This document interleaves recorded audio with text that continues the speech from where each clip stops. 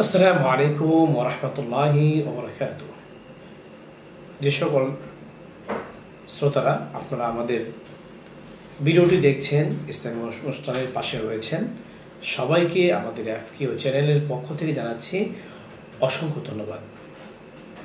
এই পর্যায়ে আমাদের সম্মুখে লিটন আলী পঞ্চগড় থেকে প্রশ্ন করেছেন। তার প্রশ্ন হলো, ইমাম সাহেবকে যখন আমাদের লুকমা দেওয়ার প্রয়োজন হবে, সেটি ওঠা বসার সময় হোক অথবা অন্য কোনো আরকানের ক্ষেত্রে হোক, যখন লুকমা দেওয়ার প্রয়োজন হবে তখন কি আল্লাহু আকবার বলে লুকমা দেব নাকি সুবহানাল্লাহ বলে লুকমা দেব? বিষয়টি জানালে অনেক খুশি হব। লিটন আলীকে এই প্রশ্ন করার জন্য অসংখ্য ধন্যবাদ। তার প্রশ্ন উত্তর হলো, বিশুদ্ধ হলো ইমাম সাহেবের কোনো আরকানের ক্ষেত্রে যদি ভুল হয়, এক সেজদা জায়গায় যদি দুই সেজদা দেয় অথবা দুই সেজদা জায়গায় তিন সেজদা দিয়ে ফেলে, একের উপর যদি আরেকবার রুকু করতে চায়, এই সকল জায়গায় যদি আমাদের লুকমা দেওয়ার প্রয়োজন হয় অথবা যেখানে বসার প্রয়োজন নাই বসে গিয়েছে এমন জায়গায় যদি লুকমা দেওয়ার প্রয়োজন হয়, তাহলে সেখানে সুবহানাল্লাহ বলে ইমাম সাহেবকে স্মরণ করিয়ে দেওয়া। তবে ক্ষেত্র বিশেষ আল্লাহু আকবারও বলা যাবে।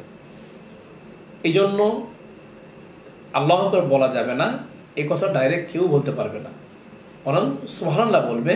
ক্ষেত্র বিশেষ আল্লাহু আকবারও বলা যাবে, বলে দিয়ে তাকে লুকমা দেওয়া যাবে। তো বিশুদ্ধ মত অনুযায়ী স্বাভাবিকভাবে সুবহানাল্লাহ বলেই তাকে স্মরণ করে দেওয়া।